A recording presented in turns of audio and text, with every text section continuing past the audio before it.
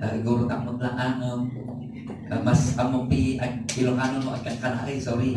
Because I grew up in the mines at Philex. I'm from, my parents are from Mountain Province and I was born in Benguet. So by blood, I am from Mountain Province, but by upbringing, I am from Benguet. So I can relate with the Mountain Province and Benguet people. And by roots, I have a roots coming from Ifugao. So, Makoryar Butao. Okay. Alright, so, and by face, I look like I'm Chinese. So, kasi kanuti Filipino, everywhere you go, you can adjust. So I'd like to talk on this topic because I have limited time and be in health. So coming from 3 John verse 2, Beloved, I pray that you may prosper in all things and be in health, just as your soul prospers. Life is so short, and life is a gift from God. There's an acronym called BIAC. Ano tayo yung BIAC, di ba? Life in English. BIAC. At ang anong meaning na yung BIAC? Firstly, B stands for binulod. BIAC tayo, binulod. If you like English, binarrowed. So, our life is borrowed. And then the I stands for isubli. Time will come, we will return it. So we borrowed our life from God. Time will come, we'll return it to the Lord, to God. So isubli, i-return. No English, itauli, no kanay. So, ay lata. So, and then, letter A stands for iwanan. We need to take care of our life. We need to take care of this precious gift from God. And so if we take care of this gift, letter G stands for gunguna. Gunguna is a gain. Gunguna. There's a reward if we learn to take care of this life. So one part of taking care of our life is, firstly, it's in the area of our faith. That's the most important. However, we can also see other aspects. So in all things, it speaks of not only the faith, but also in our health. And be in health and in all things. So this is coming from the Word of God in the Bible. And it's the desire of God that we will be in health and we will prosper in all things. It does not mean that all of us should or must become a millionaire. No. But it means that our needs are met. Our needs are provided for. Ma-meet nga ano yun sa Tagalog? Yung mga pangailangan natin, hindi naman tayo nagkukulang. But also in the health, in the area of our health, I realized one thing. I'm coming from medical profession, and I realized one thing. If you have a better health, you have a better life. Better health, better life. So this is coming from the Word of God. Let's move on. So we can see that God, who made us, desires us to be healthy as well. But there are 3 areas of health generally. So what are these? Spirit. Health in the area of our spirit. In the area of our faith. Faith in God. In the area of our hearts. So that's the first area of health. And then, health in the area of our soul. So what is this? Ito po yung, ano yun? Kagalingan or, help me please, ano yung health sa Tagalog? Kalusugan. Okay, thank you. Kalusugan sa ating kaluluwa. It means health in our soul, and our soul covers our emotions and our mind. So we must be healthy in our mind, healthy in our emotions, and that's part of health. Hello? Okay, so health in the area of our soul, but also health in the area of our bodies. Our bodies. This is a gift from God. Our bodies, we need to take care of our bodies as well. Because life is so precious. It's a gift from God. And it is short. And we need to value life. How God values life. Okay? So we move on. There are 3 general acceptable ways for healing. And these are natural, medical, and divine. Natural means, ano yung natural? Ito yung mga herbal, mga pagkain natin, yung mga hangin, etc. So natural healing. And we need this. And then medical, yung mga doctors, yung mga gamot. And then divine. Divine speaks of miracles. So we accept these three ways for healing na galing po sa Word of God. And so natural, kaya nga yung iba mahilig sa herbal or natural food, yung etc. Medical and divine. So we also pray that God will heal us through miracles. But be careful with quack doctors, okay? Yung divine it does not encourage yung mga, you know what I mean. Ano yung ibig kong sabihin? Be careful. Divine means healing through miracles according to the Word of God. Okay? Let's move on. So, how to be in health? I know that when a person is sick, I work in hospitals, I work in nursing homes, and when a person is sick, it can be very difficult. Napakahirap po. Nagtatrabaho ka na may sakit ka, napakahirap. So we want to be in health. And we want to understand this. That with this one precious life, we want to make the most of it. Yes? Gusto natin i-maximize yung one precious life that was given to us. That's why my burden for you, especially that you are here in Hong Kong working away from home, I just pray that I can give you knowledge to help you even while away with this teaching or lesson. Na sana makatulong ito sa inyong pagtatrabaho dito po sa Hong Kong. So before I go to that, since I'm a physical therapist, I will teach you stretching, okay? Basic stretching. Why? Because most of your problems here are back pains. Back pains, neck pains, what else? Heartache, heart pain. Yes, I know, you have a lot of back pain. Ay, nilakay ko. Ay, anak ko. So, heart pains, okay? We will talk about that later. You have a lot of back pains, neck pains, what else? Heart pain. Knee pain. Heartache. Sakit di bulsa na minsan. So I will teach you a basic stretching that you can apply in your daily work that will help you. How many of us sometimes suffer from neck pains to the point that migraine kayo, nagmamigraine na po kayo, nahirapan na kayo kasi masakit yung mga ulo. So I will teach you a basic stretching that you can always do in the houses of your employers. So are you ready for this? Yes. So position is straight. Recto ba kayo?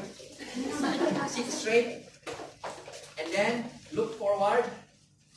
And this is neck stretching. And then yung isang kamay nyo nasa dito sa may tainga. Dito. And then pull your head to the side.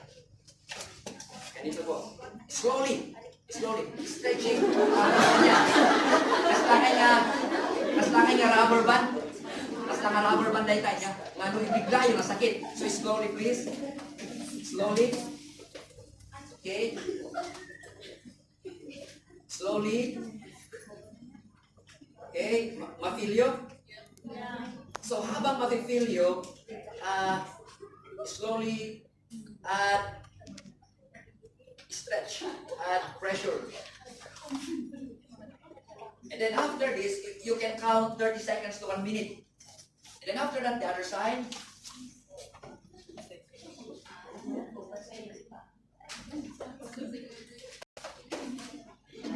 If you are sitting, pabalik kayo nga yung side.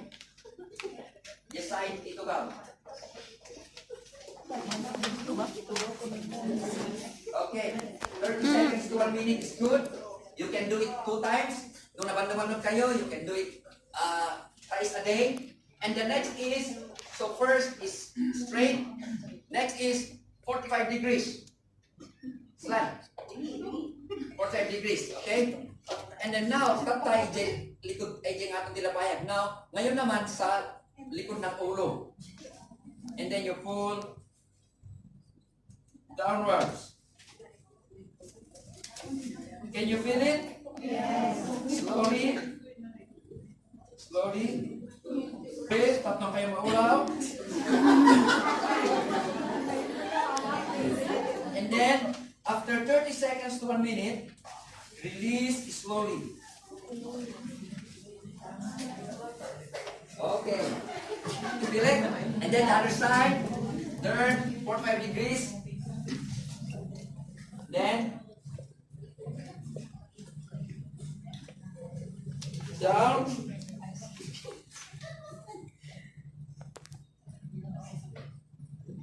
And then 30 seconds to 1 minute, balik po kayo.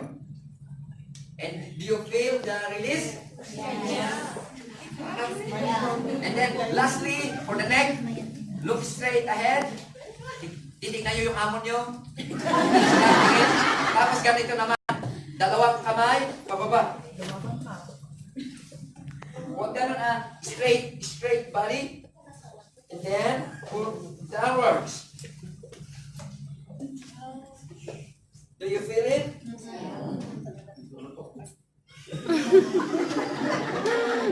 Okay, 30 seconds to 1 minute. 30 seconds to 1 minute.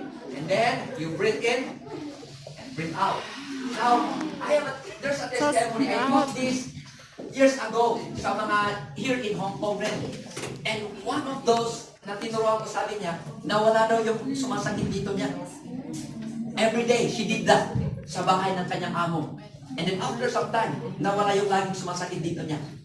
I cannot explain you the anatomy and the physiology. I have no time for that. But that is very effective.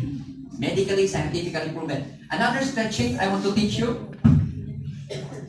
Straight. Ano kayo kasi mo yun?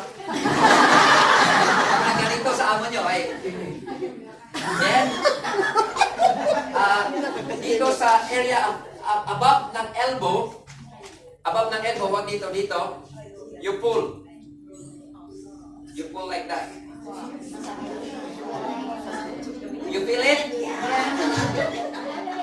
Wag nyo, pag nandyan yung amo nyo, ganun nyo lang. Okay, ganun. Palimos po. Baka ma-misinterpret kayo. So 30 seconds to 1 minute. And then, slowly, always be very careful. And then the next is here.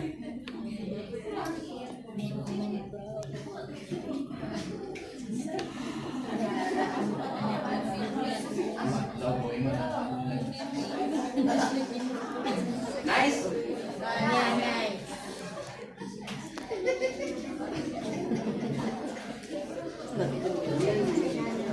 Okay, that's good. Okay, lapasan ko lang ko.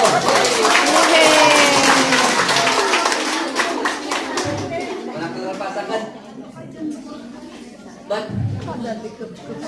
if you do that every day, it will help you with the stress of work. It will help you. Another is this. At the back of your neck, usually when you work, especially when you sit all the time, but for you it's not the case. You do a lot of work, moving, and usually the muscles here become so tense. Tumitigas yan. So aside from stretching, you do something like generic pressing. Steady. And if there's nobody to press, firstly, if you have a friend during holidays, hindi ka na sabihin mo, press mo nga. Or ganon. So, where do you press? So, you see the neck here. So, let's go direct, parang draw a straight line. And then somewhere here. Just below the, parang ganito yan. Yung tainga, diretsuin mo lang yan, dito. Sa corner. Sa corner. Have someone press that one. Ang hirap kung ikaw. Have someone press it. And you will feel so relieved. Kay Pastor William, this one. So here.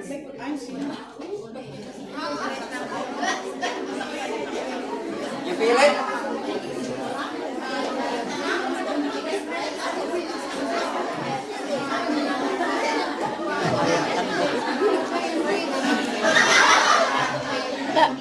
Do you feel it? Which one? Ah, sina? Ganito yung Ako na ni technique. makatanwad. If you're pressing someone else's back, upper back, you have to stand up so that you can use your body weight. Body weight. Parang gaganon mo siya or your siko. Yung siko mo, gaganon mo siya. Yes. You can do that every holiday. Now, how about sa bahay ng employer nyo? And you feel so tense, nag-stretching ka na, parang kulang pa. Now, find a corner, parang ganito. As a corner here, yung this one. Find a corner.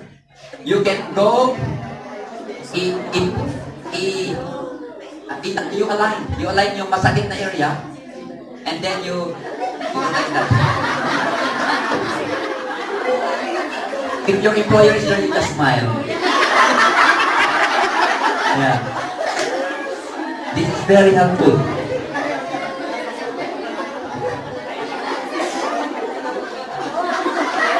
And then the other side. Hello, ma'am. You say to your employer, hello, ma'am. And then you stay there for like 1 minute. 1 minute doing like this. And then after that, you call home and say, sorry, lakay. Maybe you were just so tense, so siya lakay. When you call back home. So after being relaxed, you call it, sorry, lakay. Tatay, napulong ti ulong. Tatay, na-relaxa. Ay, siyang kalakay. Diba? It helps. Okay, so for advanced training, iba na yun. For advanced training, may ko na yun. Tutorial fee. Just kidding. I can do advanced tutorial for those who are interested. No fee. No fee. Okay, let's move on. I'll be very fast now. Now, how to be healthy? Some basics. Healthy. And we need, marami pa po. I condense my hours of lecture when it comes to health sa few minutes or about an hour now. So please bear with me. I'll try to be fast. I'll try to be clear and simple. So hopefully, yung hindi nyo maintindihan, you can ask questions later during lunchtime. So how to be healthy? Some basics. These are only few of the many, but these are very important. First is foods. Ay, detamanan. Know what to avoid, to minimize, and to eat. And second is exercise and lifestyle. And number 3, attitude. Positive attitude, spirit, and healthy mindset. I'll repeat. Foods, lifestyle, and attitude, and mindset. This will all affect our health. There's such thing we call inflammation. Ano itong inflammation na to? Now, try doing this. Try doing this, please. Yes. Try doing this. Malilit kab-kab. Okay, keep doing. And then, sige pa. Sige pa. You do it hard. Tamakaan pagkabyo. You do it hard until it hurts a little. May manigid kayo. Now, after that, you see, it's turning a little red because of inflammation. Ano yung inflammation? Parang nagagasgas, nasusugatan. Now, outwardly, if you do this, you can see it and it will heal while you observe after some time. But you know what? This inflammation is happening inside. It happens in our brain, it happens in our blood vessels, it happens in our cells. Nagagasgas po sa loob, hindi natin nakikita yun. And inflammation is good because it's the way our body will heal pag may sugat tayo. It's a healing mechanism of our body. The bad part is if it goes on and on and on and on and on. Yun yung bad part. Halimbawa, lagi kang nasusugat. It becomes unhealthy. And it happens inside of us. Now, the problem here is this. This inflammation, according to Dr. Jumpers, inflammation is at the root of practically all known chronic health conditions. Inflammation is at the root of practically all known chronic health conditions. What are these? These ones. Obesity. Did you know that inflammation is a major factor for obesity, diabetes, gingivitis, cardiovascular, heart attack, eye disorders, joint pain, arthritis is an inflammation. Cancers, some cancers, maybe not all, but some cancers. And then infection, injury. Alzheimer's. Did you know that Alzheimer's is an inflammatory disease, they say? Asthma, allergies, and others. So we can see that inflammation is a major factor in in causing diseases in our bodies. Hello. So inflammation, because nasusugat po sa loob. Now what causes inflammation? Let's go on and we will understand more. So now we look at foods, because many foods cause inflammation. Marami po sa ating kinakain nagkakos ng inflammation. So foods, okay. What are the examples of foods to avoid? Ano yung examples po ng foods to avoid? Or to minimize? Okay, number one, man-made foods or mainly processed foods. Not all processed foods, of course. There are processed foods that are very healthy, especially the natural, organic ones. But most of processed foods are very unhealthy. And man-made foods. Number two, for example, man-made foods or many processed foods, hot dog, what are those processed meats? Hot dog, etc. Okay, marami po. High sugar foods and drinks. Number two is high sugar foods and drinks. I will go to this later. Number three, white flour or white bread. I will tell you why later. And then number four is bad fats. There are bad fats that are very dangerous. So, good to know. Look at this. Acrylamides. Oh, sorry. Who's on you?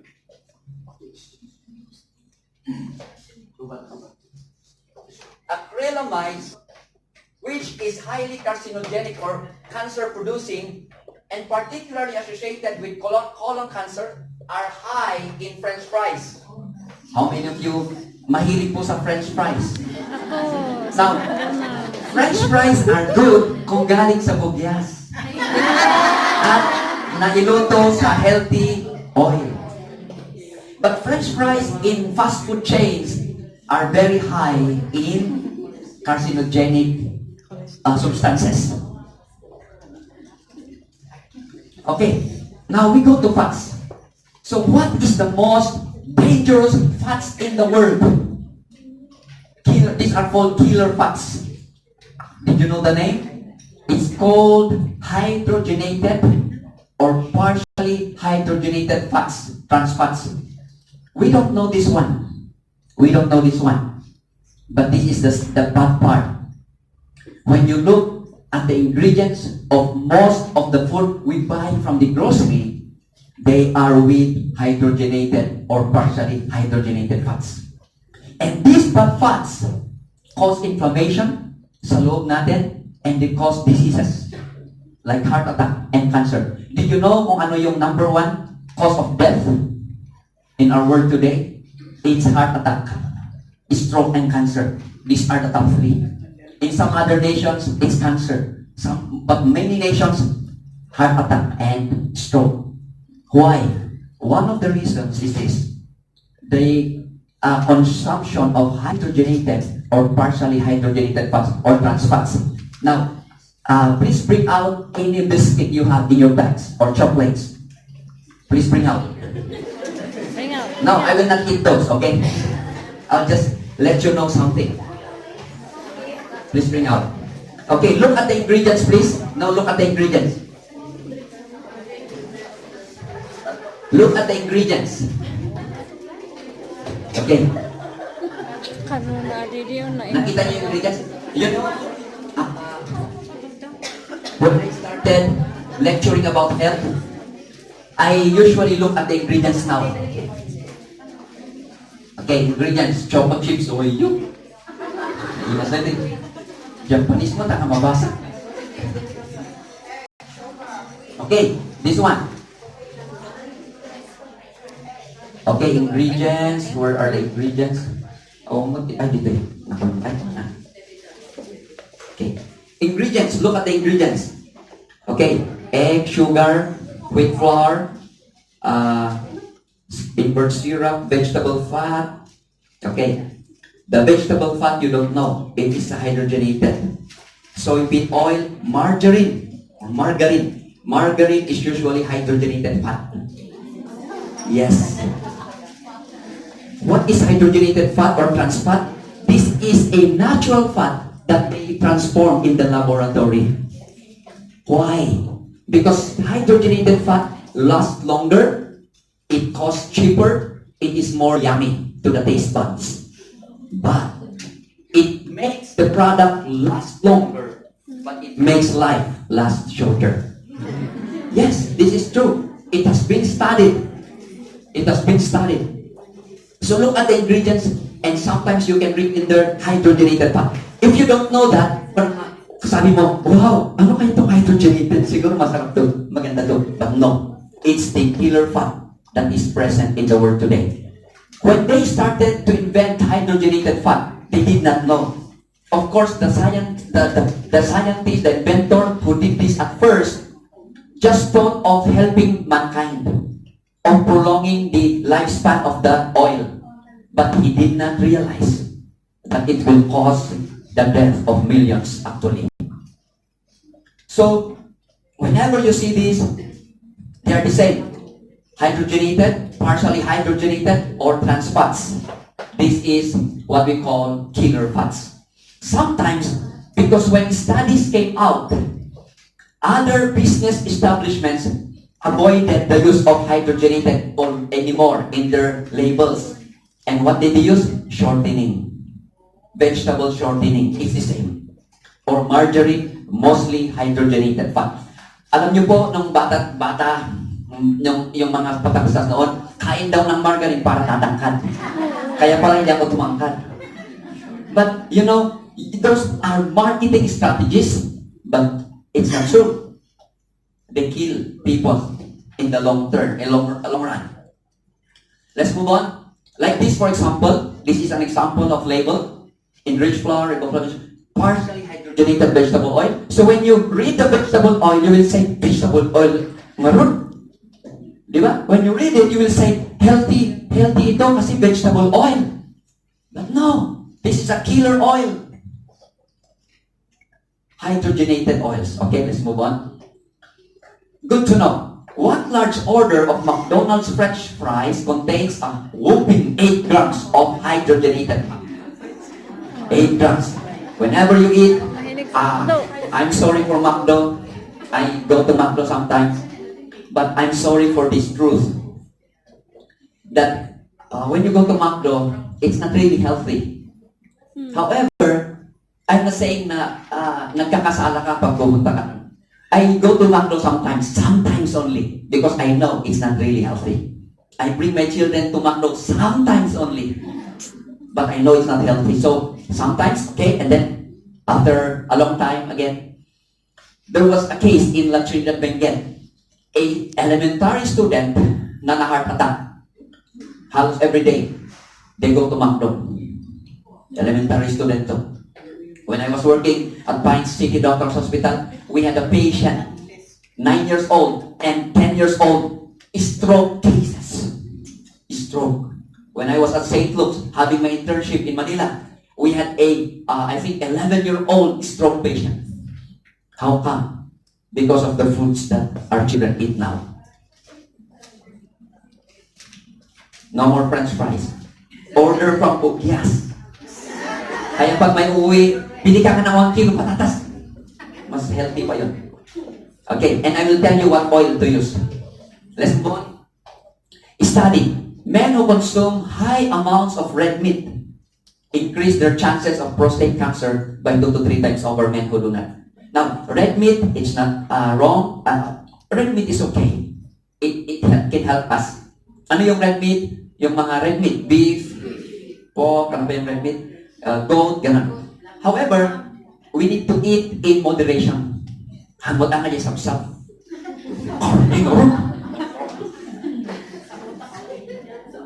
Okay, so that's just good to know. Let's go on. Okay, this is a study that is very important for us to know. In 1900s, according to this study, there were no cases of heart attack recorded. Grabe, no? However, in 1903, there was the hydrogenation process of vegetable oils. Heart disease was basically an old person's disease in 1900. Basically unknown in 1900. Oh. So, when they introduced hydrogenation in 1903, Procter and Gamble introduced the Crisco oil and Mazola corn oil in 1911. These are hydrogenated oils. They did not know, of course. They just wanted to help. However, when this was introduced, the cases of heart attack and even cancer increased. And then, the hydrogenated oils were introduced in the food supply in the 1950s. Talagang dumami yung hydrogenated oils. And you know what happened?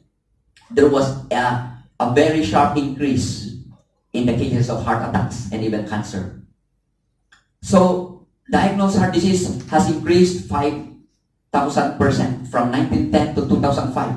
1,000 in 1910 to 58.5 million in 2005. But it was not only the hydrogenated oils. They introduced high fructose corn syrup soft drinks in 1958. And then there was a very sharp increase in the cases of heart attack. They introduced aspartame in 1986. 1987. These are artificial sweeteners. And you know what happened? Grabe yung increase. Food corporations by 1914 had removed all animal fats from all oils. You know, animal fats are better than all this. But they removed it. And what happened? There was grabe yung increase ng heart disease and even cancer cases. So, do we see it? What's happening? And then we buy margarine for our children so that they will grow tall. Anak, ang margarine, come on! Tagipro tilahi tayo. Okay. Expensive marketing campaigns from food manufacturers backed up by medical community touted the supposed health of hydrogenated oils. Decades of data prove our health didn't matter as much as profit. It means the truth about cancer. It means that these companies, they don't care about our health. They just want the profit. And they keep promoting unhealthy vegetable oils to look like healthy. They know, after a lot of studies have come out. But of course, they are interested with the profit. Vegetable oil releases toxic chemicals called aldehydes, which causes cancer and neurodegenerative diseases, inflammatory diseases. Why is vegetable oil so unhealthy? Due to heavy processing and oxidation, vegetable oils are often rancid, yung parang jaging sana na dadaan. Many vegetable oils undergo hydrogenation, which turns them into trans fats. Vegetable oils are associated with cancers of the colon, breast, and horn. Vegetable oils. Iwas ka na iwas di nataba. Ng vegetable oil ka nga, vegetable oil. Ganyan. Makdo ka nga makdo. Di balik ang patatas. Kung ko lang. Diba? Di balik ang patatas ng actually. It's very dangerous. Examples of foods to check and avoid due to hydrogenated fats. I'm very sorry. I can testify to this. I tried looking for products in the grocery back home na walang hydrogenated fats, and I found very little products sa mga cookies, etc. Most of the breads, these things, this food we buy, coffee creamers are not healthy, I tell you. 3-in-1 coffees are never healthy. Kahit mangustin yan. Why? Because they use creamers. That's why I avoid 3-in-1 coffee. Sometimes only, if I cannot avoid. Okay, namingsan. And then that's it. I drink brewed coffee almost every day. Barako pa rin. You see all this? Donuts, etc.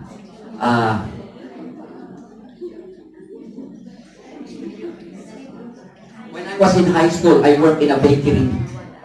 And I can tell you, we use hydrogenated oils. I did not know. We call it vegetable shortening.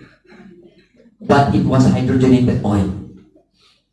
And most bakeries now, they use hydrogenated oil because it is cheaper. It makes the bread taste better. It prolongs the life of the bread. So if you're a business person, you would buy hydrogenated oils. But it's very dangerous. Okay? What are the good fats then?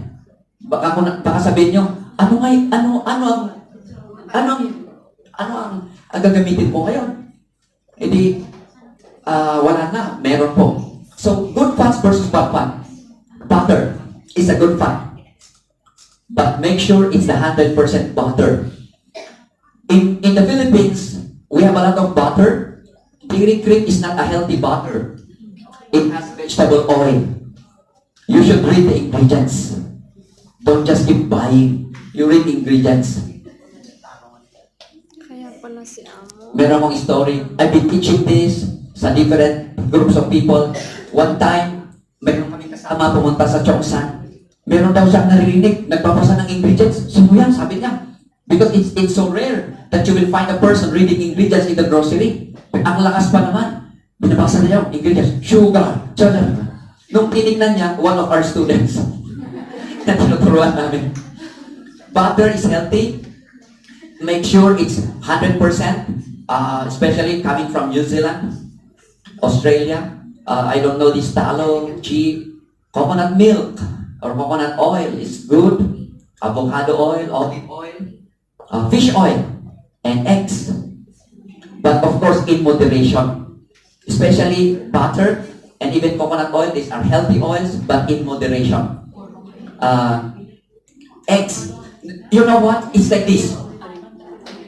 There is a vitamin present in eggs and butter that help transport calcium from the blood to the bones. That's why even if you keep consuming calcium for your bone, if those vitamins are not present, those calciums will not go to the bone. Where will it go? It will go to the blood vessels and to the heart. It will produce hardening. You will be at risk for cancer, heart attack, and stroke. So you need butter and eggs. But of course, don't buy yung peke na egg from China. You buy a good egg, especially organic ones. It's hard sometimes, but these are better than these, okay? But fats, canola oil is very bad. Soybean oil, sunflower oil, corn oil, sunflower oil, grapeseed oil, margarine, coconut seed oil, peanut oil. These are bad fats. These are bad fats. If you don't have this, mas maganda pa na gamitin yung lard. Ayun, yung lard, yung mantika ng baboy. But of course, these are better than those, okay? But these are not healthy. These are not healthy. Kasi yung mga marketing people, they try to introduce these fats as healthy fats. But in actuality, they are not. Studies after studies. I don't have time to discuss about the breaking point of oil. Wala akong time na mag-discuss doon. But use this. They are more healthy. When you get kung mag-order ka ng patatas from Bugyas, para sa French fries mo, gamitin mo yung coconut oil or butter or olive oil. Okay, let's move on. Healthy fats, yun, pinakita natin. Examples. Yung fish oil, they are very good. Very, very good at fish oil. They are healthy oils. They are very healthy oil. Okay? Sugar. Let's go to sugar. Did you know that your bad cholesterol is not mainly caused by meat fats? Hello? It's caused by sugar. Bad cholesterol is mainly caused by sugar. Not yung kinain mo na karne. Of course, moderation pag karne. But your bad cholesterol is not being caused by the meat you eat. Mainly, it's caused by sugar. No wonder why there are people who do not eat meat, but they have bad cholesterol because they eat a lot of chocolates. Yes. So sugar is one of the main causes of bad cholesterol. Not only that, sugar is one of the main food for cancer. Cancer cells love sugar a lot. This is their fuel. We know that cancer cells are cells that are defective. Yung hanging and function of stomach cells. And what happens? They keep growing and they enjoy sugar a lot. So avoid sugar as much as possible, especially refined sugar. White sugar is bad. It's bad, sorry. But this is the truth. I love you enough to tell the truth, even if you will hate me after this. Yes, sugar is white sugar is what American said. White sugar is what's that? White man's devil. He told them. Of course, it's not really that. Siguro alam niya kasi that sugar really, white sugar is not good. It's not good. So what will you use? Okay, the dangers of sugar and fructose. Liver fat. Did you know that liver fat is mainly caused by sugar? Hello? Insulin resistance, kaya diabetes, weight gain. Did you know that one of the dangers of sugar is obesity? But sugar is so addictive. Bleaching agent, and then they add vitamins to parang ibalik, but it's not healthy. And they add a lot of, I eat bread sometimes, but I know it's not healthy, that's why I control a lot. Before, I was a bread eater. Pagkatapos ng kanin, ang sasarono is bread. It's not healthy. Nothing. Okay. That's why this is my suggestion to you. If you eat bread, eat minimal. And not always. Rice is better than bread. Yes. Another thing is, most breads.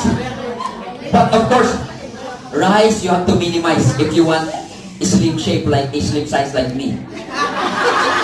Yes, but listen please. Bread, aside from white flour, it's like sugar. It's like you're eating sugar. Aside from white flour, what else? They use hydrogenated oils in most of the breads. It's not healthy. And they use a lot of sugar, refined sugar. Yes. That's why I advise diabetics not to eat bread. No bread at all. Balik ka na lang sa kamote, sa aba, kamuting kahoy, gano'n na lang. Those are healthy than bread. But I eat bread, okay? Don't get me wrong na pinagbabawal ko ang bread. You can eat bread, but you know, after one slice, no more. You know, it's not healthy. And I eat bread sometimes only. But, you know, I'm so tempted in Hong Kong because the bread is so good. Grabe, the bread dito eh. I enjoy here. Anyway, I'm going home. That's why we keep eating bread here. So, sa church, please, you still bring bread if you like. No problem. We'll eat those bread. But when I go home, I know my limitations.